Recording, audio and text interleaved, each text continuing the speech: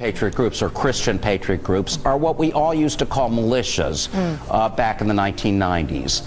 They are a group that they are a movement really that is unified mainly by a conspiracy theory, the idea that the government is secretly plotting to impose martial law, to take Americans' guns away from them, to throw anyone who resists into concentration camps that have been built by FEMA secretly, and ultimately to force the United States into a kind of socialistic one-world government, and the so-called New World Order. By some of the numbers.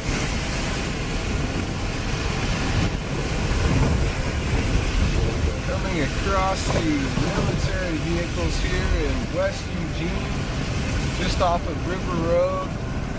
We have noticed these vehicles for at least, 4 or 5 days. We've seen 2 or 3 shipments come through. Tanks came through earlier in the week. As you can see, a wide range going from medic vehicles to Humvees to obviously armed vehicles. Kind of a little eerie. Definitely odd to see here in Eugene, Oregon. The U.S. Army has built a fake city in Virginia for what they say is to prepare their troops to occupy foreign countries. Think about the transition that we're going to go through here is to transition from an army of execution, doing what we've got to do, to an army of preparation to be ready for what comes next. That's where the importance of this facility really comes in. But what's striking is this 300-acre fake city looks more like your average American town. The fact that the subway carriages even carry the same logo as they do in Washington, D.C. This could suggest that the site was built to double both as a foreign city and a mock domestic town. The site also includes what they're calling a mosque, but it looks eerily familiar to a Christian church. So they're saying this is for foreign occupation. Please, come on. They are training for martial law, civil unrest. Immigration officers plan to use their smartphones to take high-res photos of license plates, then save them in a new government database. ICE saying it will help find and track criminals, but critics say it goes too far. The cameras simply photograph the vehicle plate, turn that image into data that can be stored indefinitely, according to the ACLU, who says the Homeland Security program is being developed in secret. It creates sort of a comprehensive database of where people go, what they do, and creates a net that no matter how innocent you are, you can't escape having your movements permanently monitored and recorded. There's been a string of bizarre deaths in the globe's financial circles. In the past few weeks, 5 high-profile bankers have died, all from apparent suicides. Tessa Arcilia investigates. Their untimely deaths grabbed headlines, 3 of which happened within a week. Be it the big investment banks they worked for, the senior positions they held, the public nature of their deaths, or all 3, once again it raised questions about an industry largely blamed for bringing the global economy to its knees in the 2008 financial crisis. Well, if you pledge allegiance to the flag, make sure not to wear it on your shirt at one California high school. A decision from the Ninth Circuit upholds a high school's decision to ban students from wearing American flag T-shirts on Cinco de Mayo. School officials told students not to wear the shirts due to racial tensions. Well, maybe call it a sign of the times. A lot of people are not prepared for this. There are some possible eyes in the sky that have neighbors in Laverne concerned and reaching out to police. A piece of remote-controlled aerial equipment, also called a drone. It's been spotted circling one city neighborhood. News Channel 5's Emily Luxon is in our newsroom. Emily, do we know what it was doing and why it was there? Well, that's exactly what police are working to find out. And they say actually this is uncharted territory because they've never even received a complaint like this. Meanwhile, some residents are asking for a change in city policy that they say will help protect their privacy. It was the last thing I expected at the bus stop yesterday. In a normally quiet Laverne neighborhood, the sighting of an unknown flying object is creating some buzz. And it's going around and stopping and going to another house and stopping. And I'm like, what is that thing? Carolyn Hickerson spotted what she describes as a drone in her Woodland Hills neighborhood Thursday.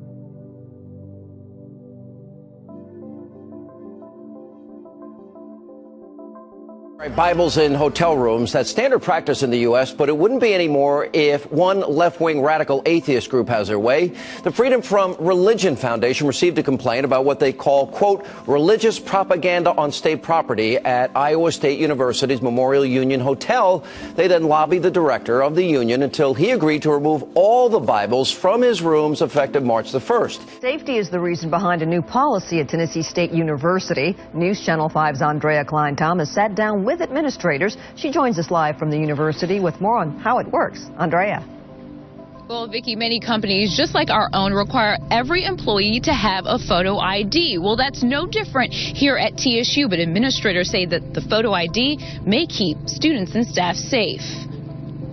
So I believe our campus safety, it can always be better, but I believe that it's gotten a lot better since my freshman year.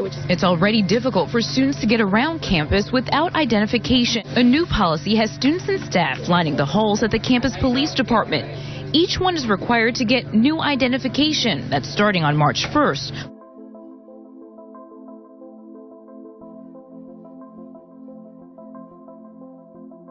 One of the world's giant retailers, the British supermarket chain Tesco, is to kick off facial recognition technology. Say it's Thursday morning, I walk into a shop.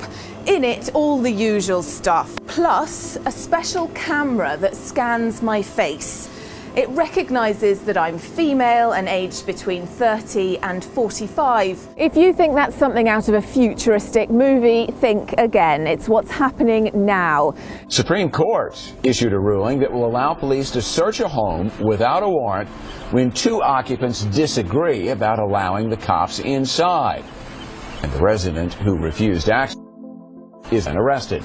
They also ruled an occupant may not object to a search when he or she is not at home.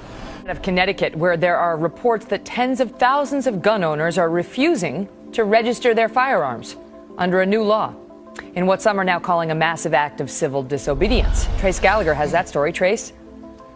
And in fact, Megan, we talked to a Connecticut lawmaker tonight who said he's never seen a law willfully disobeyed like this. Remember, this law bans assault weapons from being sold in Connecticut. Connecticut now has hundreds of thousands, potentially, of brand new criminals because not registering is a felony. A group has unveiled designs for a 7-foot-tall statue of Satan that it wants at the Oklahoma State Capitol. The New York-based Satanic Temple says if Oklahoma can put a Ten Commandments statue on the Capitol grounds, they should be able to put their statue on the grounds as well. KOCO's Rob Hughes is live at the State House to show us what this statue looks like. Good morning, Rob.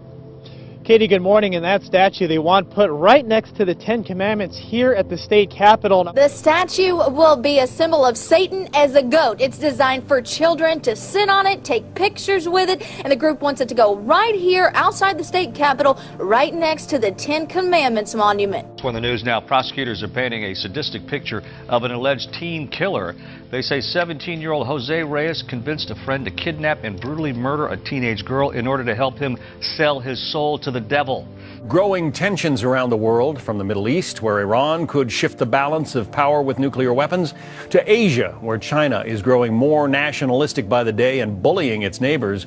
2014 seems to be starting off with a level of global disorder we really haven't seen in years. Escalating crisis overseas, one that some fear could pull in the United States. There are fast-moving and mysterious developments on the ground in Ukraine. A blatant show of force by Russia, fueling fears they plan to invade, as Ukraine accuses Russia of bringing in thousands of troops.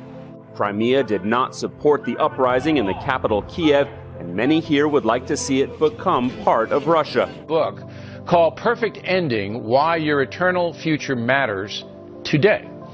In the book, which is out tomorrow, Pastor Robert Jeffress says President Obama's policies have some interaction with the Bible.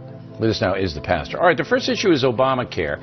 How does that have biblical implications? What I'm saying in the book, Bill, is that there's going to be a future world dictator before Christ returns who's going to usurp people's personal feelings, rights. He's not only going to do that, wage war against God's people. He's going to change God's laws, and he's going to do it without any opposition.